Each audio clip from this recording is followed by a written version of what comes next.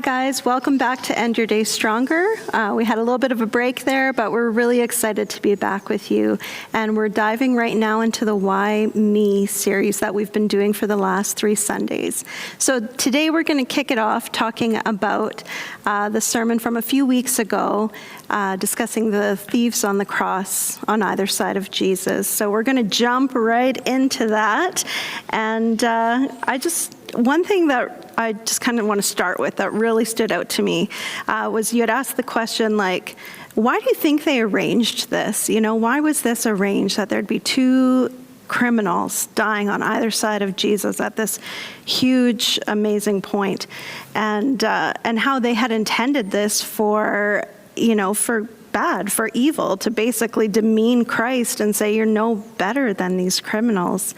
And yet God, as he does, uses this for such a point of his glory to, as we read, bring this one thief to Christ upon his death. It's so powerful.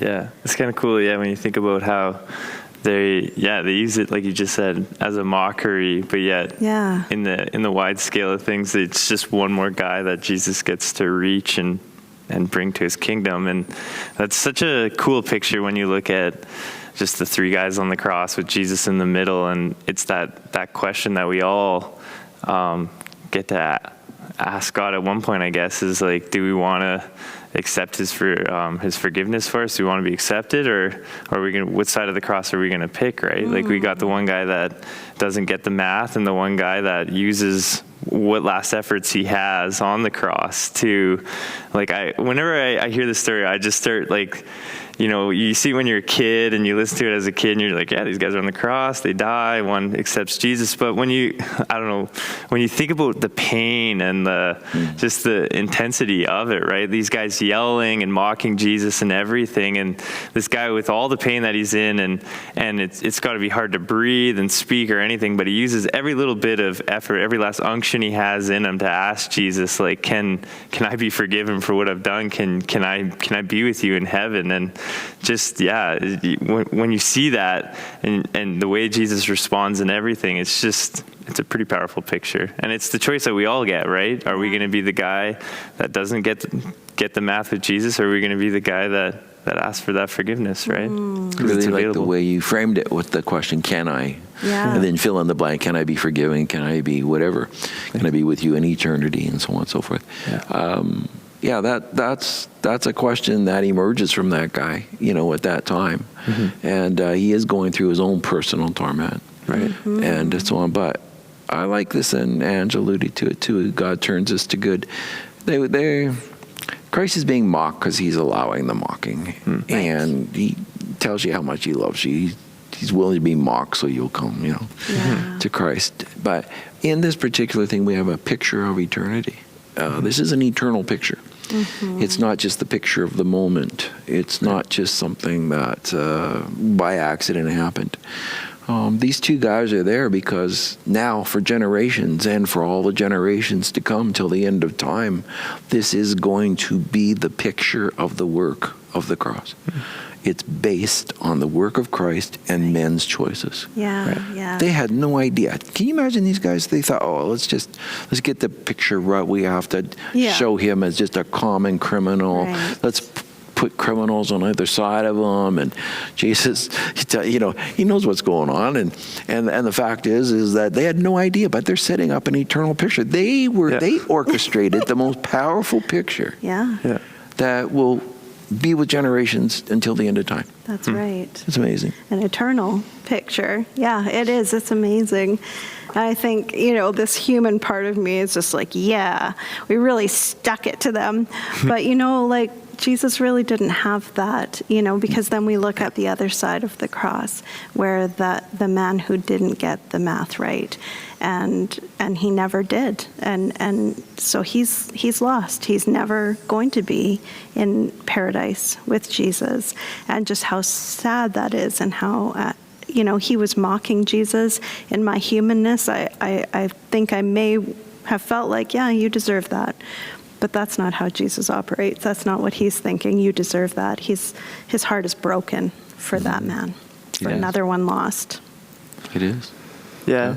even just looking at that guy, the one that asked Jesus, he had no time to build a case. He has very little he can say or do, but he asked the one right question, right? Can I be with you, right? And Ethan, he didn't even have a chance to see the resurrection of Jesus. He was there at the death moment, and yet he still could see who Jesus was. Still in his deep confession of, we were wrong, and he didn't do anything. We deserved to be here, but he didn't. He knew that only God could do that. Only the God could do that. Yeah. So he hadn't even had a chance to see that, and he still got the question right. Yeah. It's amazing. Yeah. It's a deep faith. No, it's just such an amazing thing about grace too. It doesn't matter. It doesn't matter where you're at. It doesn't matter what time or how much time you have left or how much time you have to go. You can take it at any moment. Right. And he shows us that even right there, right?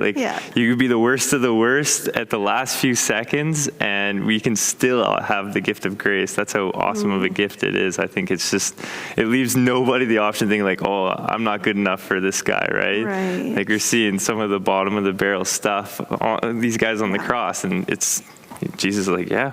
I'll see you soon, right? Mm-hmm. So it's pretty cool. So a question for you guys. Mm-hmm. Why didn't the other thief choose it? Yeah. We talked about his, excusing and blaming and that heart of just never being able to actually take the ownership for his own stuff. It was just always about excusing. And I have to think, in the years and over his life, he was making excuses and never, his heart had hardened over time. Yeah. But to me, I'm in a death, life and death moment, wouldn't you get it then? Doesn't everybody just, if you've been given that option, in your death moment, wouldn't you get it? I don't get it. I think the death was bigger than anything else at that point in time, right? It's like that verse, for what is man worth who forfeits his own, or I said that wrong. For what is a man's worth who gains the whole world and forfeits his own soul, right? Yeah. I think when you just spend your whole life focused on you and focused on everything else, probably the pain was the only thing you could think about. And that's one of the key points is you're making about it is he was in a world where the focus was completely on himself and in a way that had no responsibility for his own sin.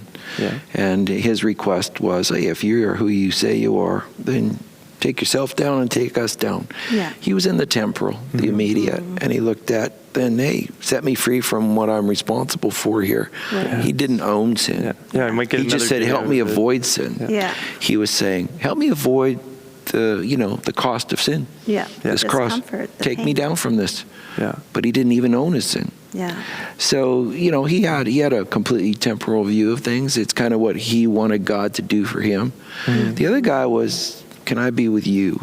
Mm-hmm. Okay, can I be with you where you're going? Right. And this was a completely different approach. And we find that with grace.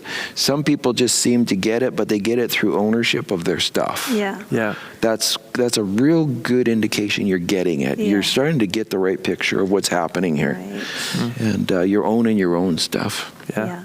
It's kind of every day you could almost kind of, what guy am I on? Which side of the cross am I on today, right?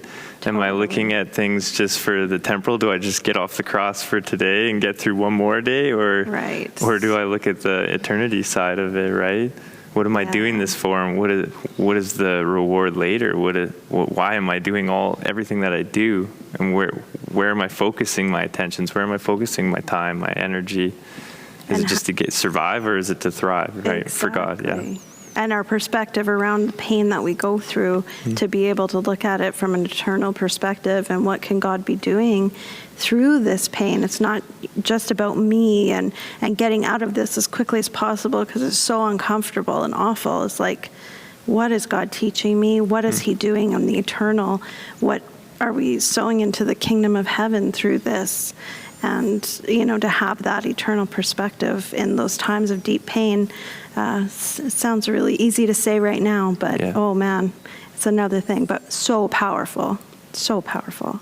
Yeah. I think this is one of the, most poignant pictures that you could ever see for the work of Christ and the ongoing work of Christ in my life and your life too.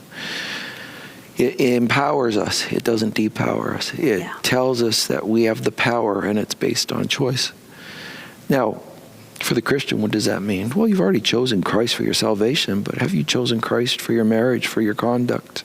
Have you chosen Christ for your values? Have you chosen Christ for the stewardship of your gifts and talents and money and time and energy? Have you chosen Christ for these things? And those are the choices, I don't know about you, but I go through on a daily basis. What am I building in my life?